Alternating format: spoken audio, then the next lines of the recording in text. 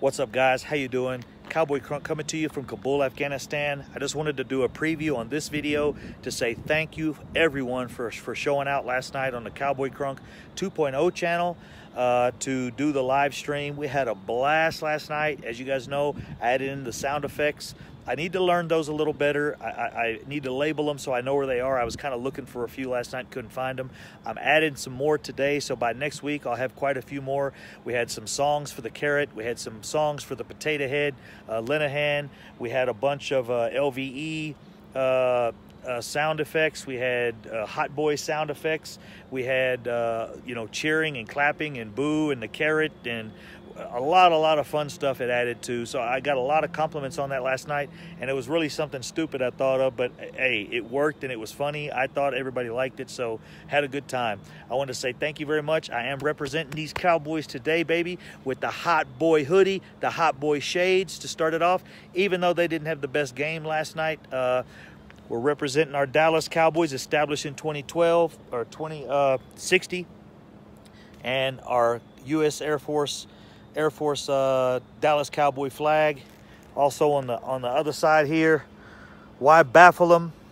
I can't read that. I can't remember. It's something about why baffle them with your dazzle them with this so you can baffle them with bullshit or something like that. And then we got the no bullshit sticker, which is what we had last night. And my homeboy over here representing my gym, them forearms, baby, Mr. Popeye with a good job. So, and the guys did a good job last night.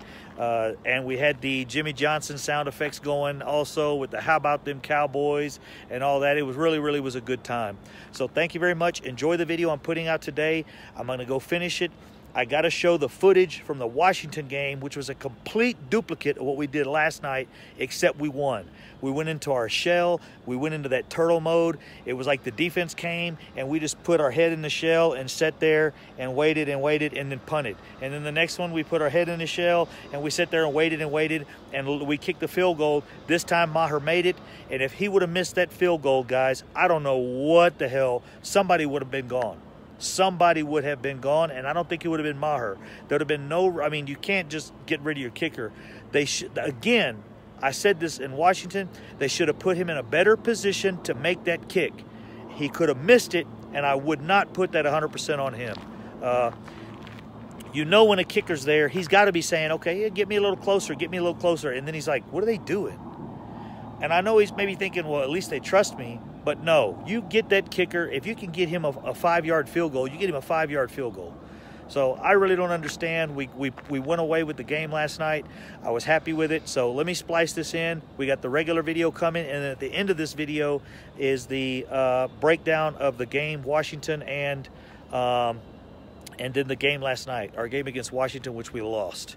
Thanks, guys. Deuces.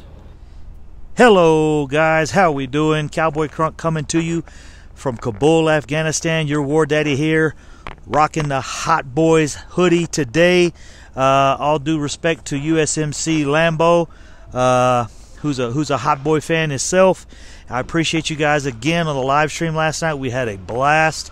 I know everybody liked the sound effects and stuff I mixed in there with the live footage and the stream. I got more of those coming. I need to learn those. I downloaded a bunch of them. I actually didn't use a lot of them because I didn't know, I got to rename them so that I can pop up with those a little quicker. So I really appreciate it. We'll have a good time with those, and I'll start using some of them on the videos.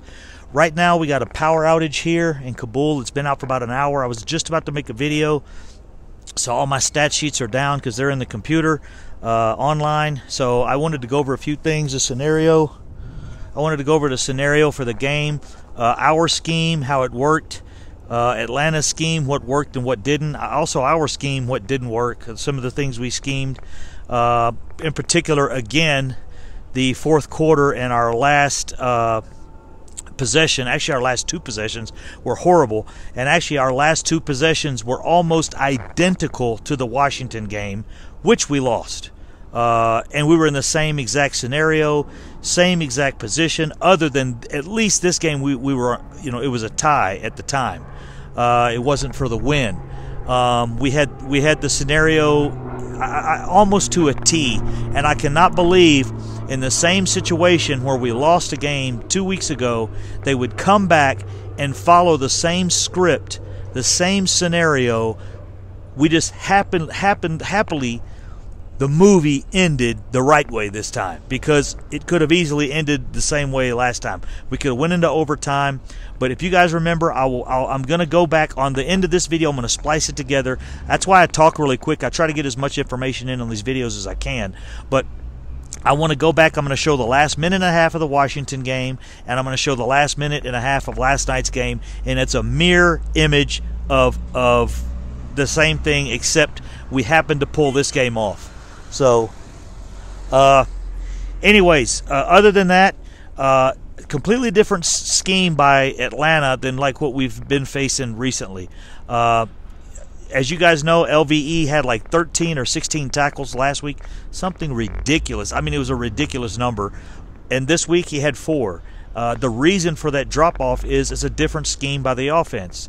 The leading tackle on our team was Xavier Woods. That's not a good thing when your safety, normally it's not a good thing when your safety is leading your team in tackles for a game, or especially for the season. Oh, man, you never want that. But the reason is Atlanta's is a big play team. They go for the big plays. They had quite a few of them, not extremely big. The biggest one was the play, of course, to Julio Jones in the end zone, which was, we thought at the time, possibly the game-winning touchdown. Again, Chidobe Awuzie was on spot. He was in the perfect position. He's just getting burned. And the reason is accurate quarterbacks can throw you open. The problem is you've got to turn around and get your head to the ball. They're teaching a lot of these new corners to just stay with the receiver, keep your back to the ball. When the receiver's hands go up, they teach them to bring their hands up, or at least one hand up in front of the face mask and rake back. Oh, don't want to do that. But you'll see them rake up and rake back.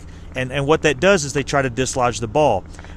I slightly agree with it. It depends on the player, I guess. It depends on the defender. You'll see Byron Jones, he gets his head around.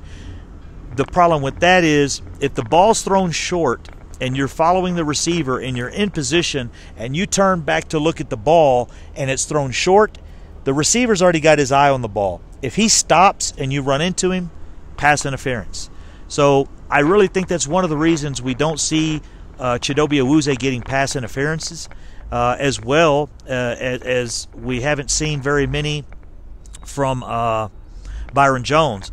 Our team, our corners, actually lead the league with the least amount of pass interferences in the NFL. So they're doing a very good job on that.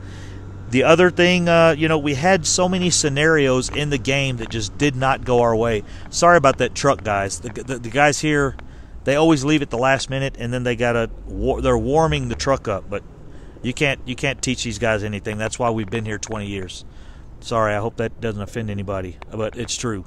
Like the drop by Cole Beasley, like I said again, the play by Chidobe Awuzie, our safeties leading, Xavier Wood leading the team in tackles. These are all scenarios that really the game played into Atlanta's hand.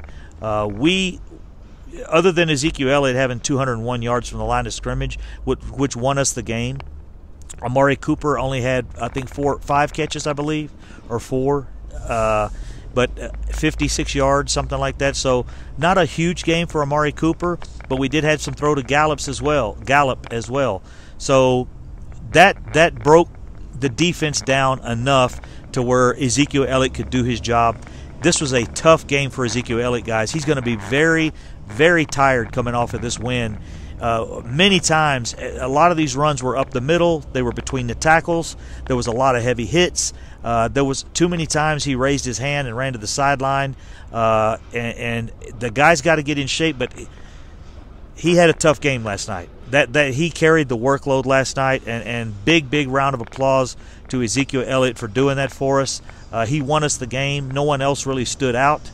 Even on defense, it was kind of a well-rounded team effort. Leighton Vander Esch with another interception. That guy just seems to be in the right place at the right time. And I think that's because in 8-man football, you have to cover a lot more ground. you have to be aware. Your area of awareness is a little larger. You know what I'm saying? You have more real estate you have to cover and be mentally aware of. And I think that really helps him a lot, because normally when he's in his linebacker position, he may not have to watch but 5 or 6 feet to his left, and 5 or 6 feet to his right. In 8-man football, that area expands to about 8 or 9 feet. So like that interception he had, the tip ball, he just happened to move into the right position at the right time. He wasn't in that play particularly, but the ball was tipped. He was slightly moving into that area. It looked like he was reading the play. He moved over in that area, and the ball got tipped right to him. A lot of linebackers would have, seen, nothing in their area and just stayed in their area. There was nothing for him to cover in that position. So, but anyways, like I said, we had the Cole Beasley drop. That was 4 points. We ended up getting a field goal. So that, Brett Maher missed the 1 extra point. Missed tackles. LVE also had a huge missed tackle in the backfield that went for like a 4-yard gain when it should have been like a 6-yard loss or 5-yard loss. Xavier Woods, same thing. He had a huge tackle in the backfield, where he hit the running back solid and kind of just bounced off of him and didn't wrap up. And normally he's a good tackler. Also, D. Law missed a sack. He had Matt Ryan right in his arms and kind of let him go. I don't know how he slipped out of that, but those are a few plays. I don't hate to dog guys out. What I'm saying is we can't make every play. I understand that, but if these plays would have been made, we would have seen pretty much a dominant game over Atlanta. And I'm going to look through the game tonight and see if there was any plays that went their way, the same or went our way, like Atlanta missed this or missed that or had a horrible call there. Like another play we had was the 3rd and 12, our second to last possession. Again, we go to the screen. We ran Ezekiel Elliott twice. There was a 1-yard gain, then like a 2-yard loss. It was like 3rd and 11 or 3rd and 12, and they ran a damn screen that got us nothing, and then we punted and almost gave the game away to Atlanta. Really, really great job by our defense to hold them. We got the punt, and then we went down. No, they went down and scored actually to tie it up with the field goal. If I recall correctly. I'll have to go back over that. I'll do that when I get inside. The power's out. So, and again, we got no tight end production. I don't understand the situation with, if we had some production out of the tight ends, I would be okay. But when you have nothing and you're on the edge of losing your season, you have no production from an area, move guys around, switch guys around, let them, just get Rico 4. All I'm asking for is 3 to 4 to 5 targets a game, which is probably more than they're getting our tight ends now. But start with a couple, 2, 3, 1 or 2 even. Put him in, give him a target or 2. It just, to me, it's ridiculous. Sorry there's a lot of background noise today, guys. But that's where I'm at on this. That's the last thing to me. No tight end production, and it is very important. That really could help us stretch the middle of the field and the seams. It gets the linebackers. One thing it does when you run like a seam route with a tight end, it pulls those tight ends, it pulls those linebackers in and deep. So if you do let's say when you do these screen plays, if you have the tight end running a seam, or if you run a screen play to the left or to the right, it pulls those linebackers to the center of the field to watch those tight ends. It draws your safety to the center. So when you do go wide, now the center of the field has got a little traffic in it, or, is holding some of your defensive traffic. So I don't understand why they're not doing some of these things as of yet, or tried to make a move at tight end, but really I see nothing. So hopefully the power's back on when I go inside. I'll show you guys the last minute and a half of the Washington game, the last minute of the game last night. You guys will see a replica, a complete clone, a duplicated copyright. If NFL's going to copyright me for putting shit on the TV, they should copyright Jason Garrett and Linehan, the carrot and the potato head, for Hey guys, what's up? I want to go ahead and get that video out because the power was out about 3 hours. That video was already 14 minutes long. So the next video will come out in about an hour or so. I'm going to bring up on the big screen the Washington game, also the game last night, how the scenario of the last 2 drives of our offense was the same, and our defense actually held them both games. So the scenario is identical. Why would you use the identical scenario when we just lost the most miserable game in Washington 2 weeks ago, and you back it up and replay it and do it again last night, but we happened to win? Luckily, we happened to win last night.